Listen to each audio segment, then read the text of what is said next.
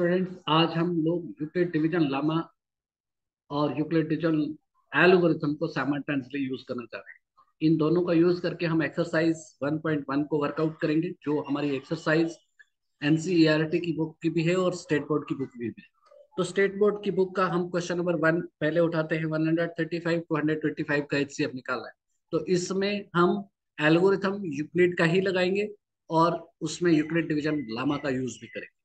तो करते हैं, अभी स्टार्ट करते हैं। सी, तो सबसे पहले हमारे पास ये रहेगा कि हम लोग नंबर ले लेते हैं 100, क्वेश्चन नंबर 1। उसके मुताबिक दो नंबर दिए गए हैं, 135 और देन 225। इनका एचसीएफ निकालने के लिए कहा गया है। तो हम लोग इसका एचसीएफ कैसे निकालेंगे, लेट अस सी सॉल्यूशन।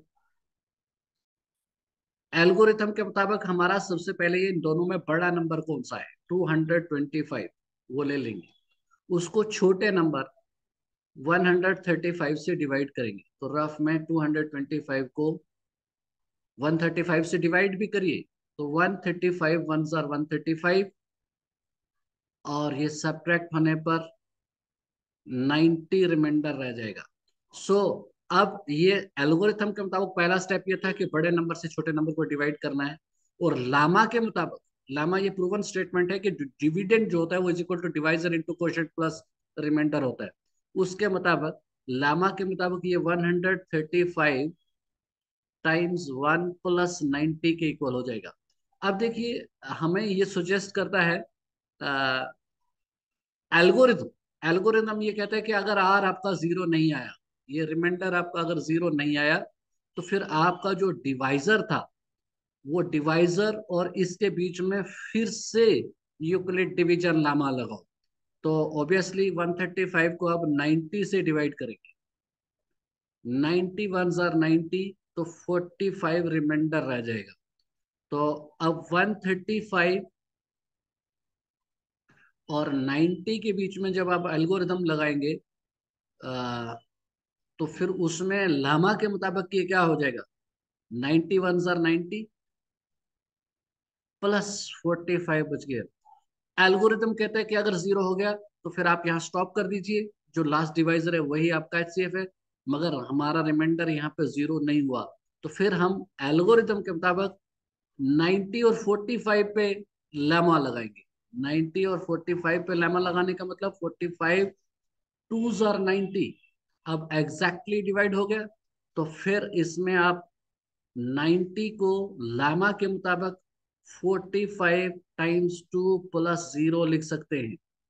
ये हर स्टेप पे हम लामा लगा रहे हैं और सारे स्टेप्स को हम एल्गोरिदम बोलते हैं। इस तरह से हमारे पास ये एल्गोरिदम पूरा हुआ। तो एल्गोरिदम मीन्स ये प्रोसेस पूरा हुआ। तो and this thing equals to this, ये हो गया। तो देयरफॉर इनका एचसीएफ निकल गया। एचसीएफ ऑफ 225 135, वो इज इक्वल टू 45 हो चुका है। इन दिस वे ये हमारा क्वेश्चन खत्म होता है। तो इस तरह से ये हमने प्रोसेस पूरा किया, एचसीएफ निकल चुका है। जब हमने एचसीएफ निकाल दिया, एचसीएफ निकाल दिया, तो फिर हम, यही था हमारा प्रोसेस। और इस तरह से ये एल्गोरिथम का यूज करते हुए हमने इन दो नंबर्स का एचसीएफ निकाला है। अब चलते हैं आगे सेकेंड पार्ट पे।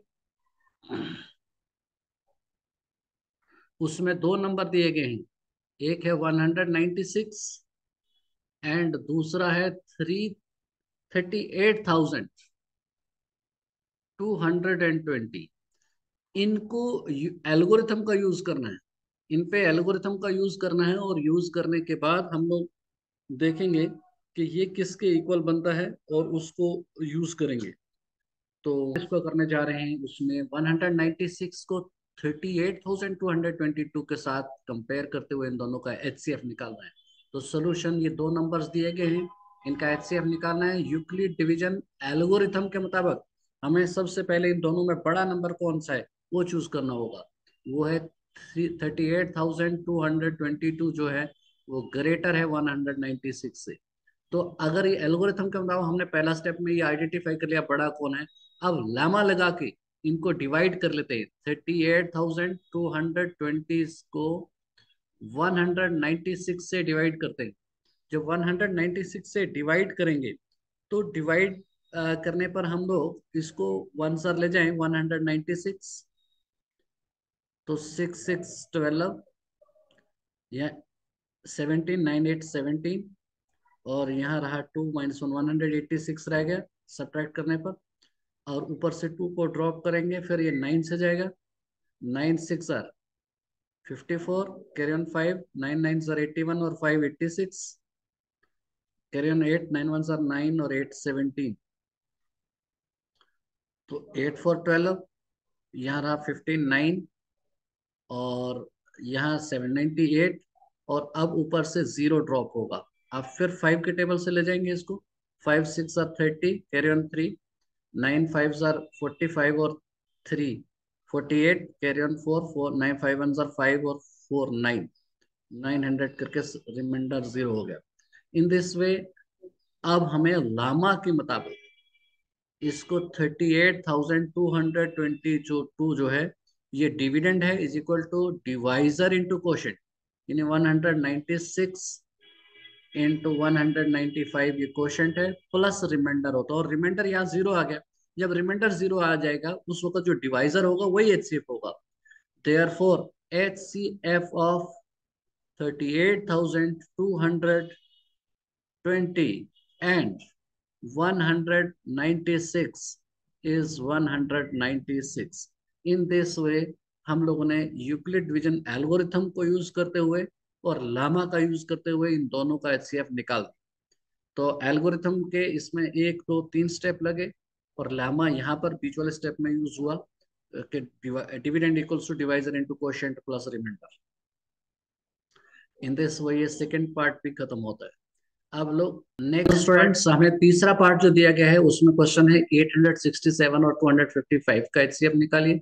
जिस तरह से हमने दो पहले पार्ट किए उसी तरह से तीसरा करेंगे। एल्गोरिथम के मुताबिक सबसे पहले हमने आइडेंटिफाई करना है इसमें कौन सा विच नंबर इज ग्रेटर इन दोनों में से।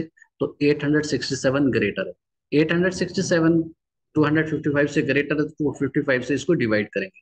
3 टाइम्स ले जाने से ये 765 आएगा, जिसमें रिमाइंडर 102 बच जाएगा। तो लामा से 867 कैन बी एक्सप्रेस एज इन दोनों का प्रोडक्ट प्लस ये करके लिखा जा सकता है। अब ये 0 नहीं आया, रिमाइंडर 0 नहीं आया, इसलिए फिर से ये इन दो के बीच में हम यूक्लिड डिवीजन लामा लगाएंगे। 255 और 10 उस पर लगाएंगे तो 2 टाइम्स जाएगा तो 51 आया। तो लामा से इसको हम 102 इन टाइम्स 2 प्लस 51 लिख सकते हैं। फिर से देखा तो ये रिमाइंडर 0 नहीं आया, तो नहीं 0 आया तो इन दोनों पे फिर से यूक्लिड डिवीजन लामा लगाएंगे। पहले वाले लामा के मुताबिक तो ये इसका प्रोडक्ट उसका सम इसके इक्वल हो गया।